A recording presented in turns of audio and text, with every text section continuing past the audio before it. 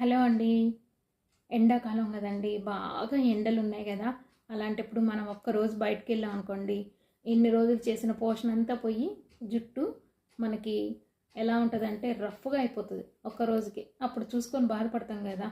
అలాంటప్పుడు ఏం బాధపడకుండా చక్కగా ఇంట్లో ఉన్న వాటితోటి మళ్ళీ మనం రిపేర్ చేసుకోవచ్చు హెయిర్ని. కాబట్టి చక్కగా ఇంట్లో ఆముదం ఉందనుకోండి, ఇది చాలా బాగా పనిచేస్తుంది. ఆముదం మీరు వంట ఆముదం మంచిది సేకరిస్తే మంచి రిజల్ట్స్ ఉంటాయి.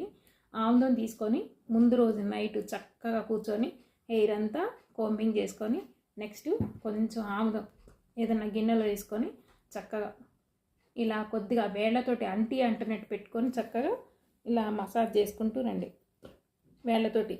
చాలామంది పైన పెడతా ఉంటారు. మాడు నుంచి రావాలి. మాడు నుంచి మనకి స్కాల్ప్లో హెయిర్ మంచిగా స్ట్రెంత్గా ఉండాలంటే మనం మాడు నుంచి మసాజ్ చేసుకుంటూ రావాలి. తర్వాత హెయిర్కి చేయాలి. చేసి మొత్తం సెక్షన్ వైజ్గా చేసేసి చక్కగా కోమ్ చేసుకొని మంచిగా అల్లుకొని నైట్ చక్కగా పడుకోండి.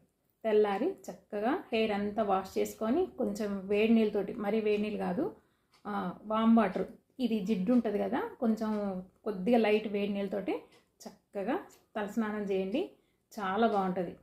మన వెంటనే మన జుట్టు చాలా న్యాచురల్గా కొంచెం షైనింగ్గా స్మూత్గా అనిపిస్తుంది. కావాలంటే ట్రై చేయండి. ఒకవేళ ఆముదం లేదనుకోండి, కోకోనట్ ఆయిల్ తీసుకోండి. దీన్ని గోరువెచ్చగా చేసుకొని చక్కగా హెయిర్కి అప్లై చేసుకొని చక్కగా పెట్టేసుకోండి. ఈ రెండిట్లో ఏదైనా సరే మళ్ళీ మీ హెయిర్ని రిపేర్ చేసినట్టుగా అయిపోతుంది. కాబట్టి అయ్యో ఇలా అయిపోయిందని బాధపడకుండా మీకు ఏది అవైలబుల్గా ఉంటే అది ట్రై చేయండి. ఓకే అండి. మీకు కానీ నచ్చితే ప్లీజ్ లైక్ చేయండి, సబ్స్క్రైబ్ చేయండి. ఎవరికైనా అవసరం అనుకుంటే షేర్ చేయండి.